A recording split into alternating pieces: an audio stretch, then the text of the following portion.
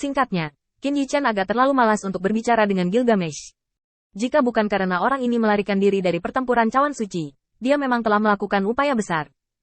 Penghargaan ini tidak dapat dilupakan. Yang pertama benar-benar ingin menendang dia. Waktu tunggu selalu lama.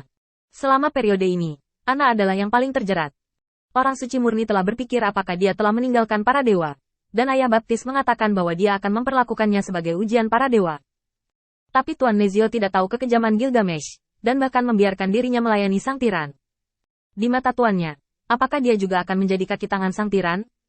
Ditinggalkan oleh cahaya, Night King Arthur juga memiliki semacam kecemasan yang tak terkatakan. Tepatnya, dia masih tidak bisa mencerna ketidakpuasannya dengan Gilgamesh sampai sekarang.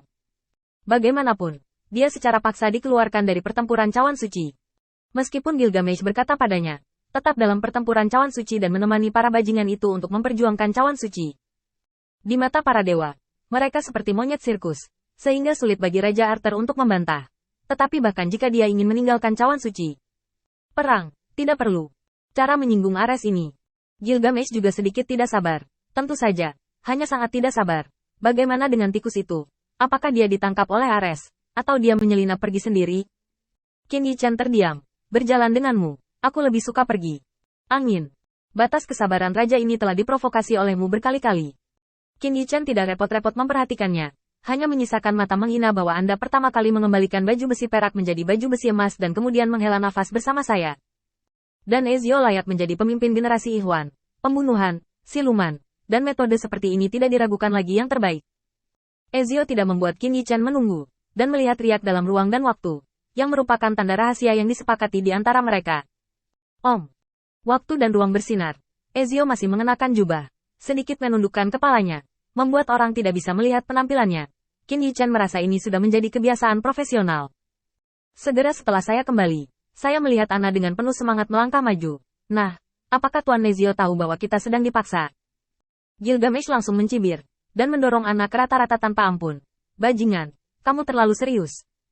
Mari kita bicarakan. Aku menemukan beberapa berita berharga. Ezio melirik Gilgamesh, lalu diam-diam menyeret Qin Yichen dan Arthur ke samping, dan berbisik, ini masalah besar, menyinggung Ares. Hei, kamu harus memberitahu raja ini dulu, bukan merencanakan di sini. Gilgamesh langsung tidak puas. Ketiga orang ini berani berbicara di belakang mereka, tetapi Ezio terkejut ketika dia mendengar kata-kata itu, dan dia malas untuk berbicara dengan tenang. Diam, dan kemudian beralih ke transmisi suara. Arogansi Gilgamesh benar-benar membuat Ares marah. Sekarang, dapat dikatakan bahwa semua pesawat yang dikendalikan oleh para dewa telah diberitahu. Gilgamesh telah bangkit dan lolos dari pertempuran cawan suci. Qin Yichen terkejut. Dia tahu bahwa penguasaan alam semesta oleh Olympus sebenarnya agak mirip dengan pengadilan 3000 Dao. Di setiap alam, terdapat penganut seperti Kasa yang dipimpin oleh penganut yang memonopoli kekuasaan dan kekuasaan dalam bentuk keyakinan.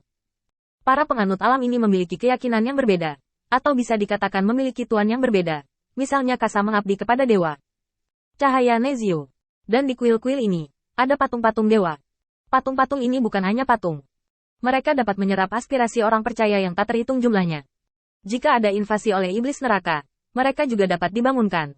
Dan mereka juga dapat memberitahu para dewa. Bermacam-macam.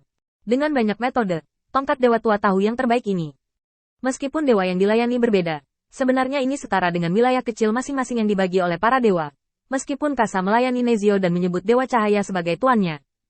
Namun kenyataannya, Kasa sangat menghormati Hera, Ratu, dan dewa-dewa lainnya, Athena dan Ares, dan ini tidak bertentangan. Namun, kuil yang tak terhitung jumlahnya yang dibangun oleh Olympus memiliki kekuatan monopoli yang jauh lebih kuat daripada 3000 wilayah pengadilan surgawi. Terlepas dari hal-hal lain, Qin Yichen setidaknya dapat memastikan bahwa Kaisar Yuan Tian, dan bahkan kaisar dari dinasti masa lalu setelah era Wan Dao, tidak memiliki pemahaman yang kuat tentang 3000 pengadilan Tao. Kaisar surga kaisar jenis ekstensi. Terus terang, itu berarti bertarung dari atas dan berdiri dalam barisan dari bawah. Qin Yichen beruntung. Ketika dia bergegas melewati 3000 alam, dia bertemu dengan alam yang dikendalikan oleh Tusan. Tapi Olympus berbeda. Meskipun pelipis dari pesawat ini memiliki tipe yang berbeda, secara keseluruhan mereka benar-benar keras kepala. Singkatnya, bahkan jika Ares sangat marah, dia langsung meletakkan wasiatnya atas nama Dewa Perang Olympus. Alam semesta ini akan membunuh Gilgamesh dengan seluruh kekuatannya. Bahkan menurut apa yang Ezio katakan, berbagai kuil, para pelayan para dewa, telah mulai menghidupkan kembali kebrutalan Gilgamesh bagi orang-orang percaya, mengatakan bahwa setelah orang ini dibangkitkan, dia tidak kurang dari Raja Iblis Setan kembali ke dunia. Singkatnya, Ares sangat kesal. Jadi seluruh Olympus mengetahui berita sensasional itu. Selain itu, pelacakan tiran Gilgamesh yang terlahir kembali telah dianggap sebagai prioritas utama. Qin Yichen ingin tertawa kecil ketika mendengarnya. Apa yang dia katakan kepada Gilgamesh? Apakah itu sebanding dengan kembalinya setan ke dunia? Ini terlalu berlebihan untuk memuji yang terakhir. Jika orang ini benar-benar sekuat setan, dia tidak akan berakhir seperti ini. Tetapi sekali lagi, tampaknya situasi setan saat ini tidak lebih baik dari Gilgamesh, atau bahkan lebih buruk. Ini sepadan dengan kecemburuan Qin Yichen. Alam semesta ini juga telah mengalami pertempuran yang menghancurkan bumi. Ini telah melibatkan pembagian tingkat aturan kosmik, dan bagaimana para dewa menekan setan dan membuatnya hampir membayar harga kematiannya sebelum melarikan diri ke miliknya sendiri. Kampung halaman. Setelah mendapatkan kembali pikirannya, mata seperti pisau Qin Yichen bersinar. Bagaimana dengan saya? Apa yang Ares katakan tentang saya? Ezio berhenti. Dengan nada sedikit tak berdaya. Tentu saja berbicara tentang Anda sebagai bidat yang meninggalkan para dewa. Tidak diizinkan oleh perintah para dewa. Dan bahkan mengatakan bahwa Anda adalah kaki tangan Gilgamesh. Seperti seorang tiran. Kejahatan setan yang harus dibasmi. Yah, apalagi yang kamu katakan. Kamu dikaitkan dengan neraka. Dan kamu sudah bisa dianggap sebagai iblis paling brutal. Aku ini apa? Qin Yichen tertawa marah ketika dia mendengar kata-kata itu. Berani mengurangi beberapa topi lagi. Dan mengatakan bahwa dia adalah iblis yang paling brutal. Qin Yichen merasa bahwa dia dianiaya. Dia sangat mencolok dan tampan dan tak terkalahkan sehingga dia dianggap sebagai pencuri oleh pembangkit tenaga listrik di kota kelahirannya. Tidak jauh lebih baik ketika dia tiba di sini. Setan sesat macam apa yang harus dibasmi?